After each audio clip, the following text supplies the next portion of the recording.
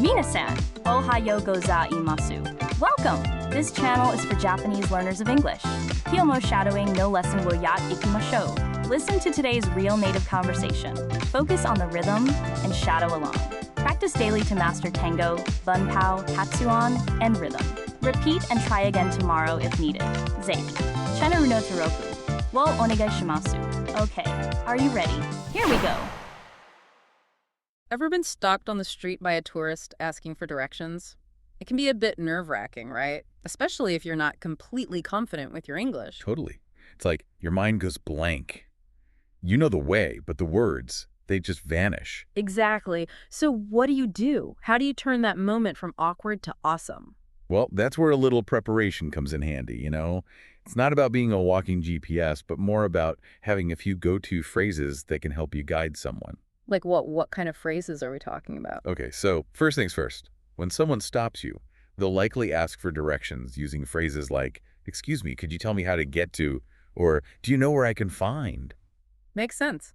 That's how you ask, right? So how would you respond? A simple, "Yes, I can help you," or "Sure, how can I help?" goes a long way. It's friendly, it's clear, and it shows you're willing to assist. Yeah, that's a good way to start. But what about when they're looking for a specific place? Right, so then you'd use directional phrases. Go straight ahead is a classic, or turn left or turn right.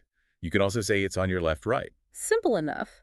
But what if it's a bit more complex than just a simple turn? That's where phrases like walk along this street come in, or cross the street if they need to cross over. And don't forget landmarks.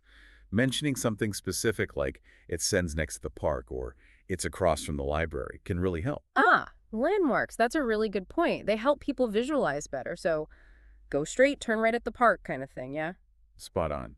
And when you're explaining, you can say things like, it's about a 5-minute walk from here, or it's not far, just around the corner, to give them an idea of the distance. That's useful. I think it's the distance part that throws people off the most. And here's a handy phrase.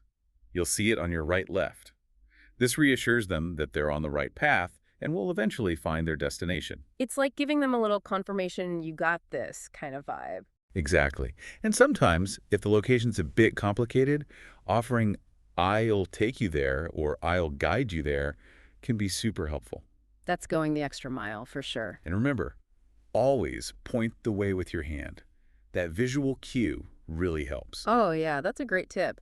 A little nonverbal communication can sometimes make all the difference. Exactly. So it's like you're not just giving directions, but also kind of reassuring them that you understand what they're going through.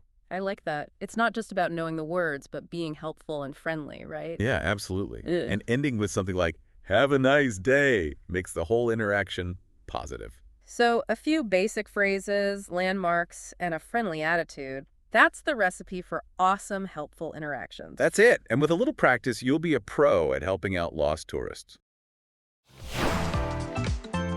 All right, we've finished today's lesson. How did you find it? 理解できない部分はありませんでしたか? Repeat and try again tomorrow if needed. Please let me know your kansa or request in the comments. ぜひ、チャンネルの登録をお願いします. I look forward to seeing you all again soon. See you next time. Bye bye.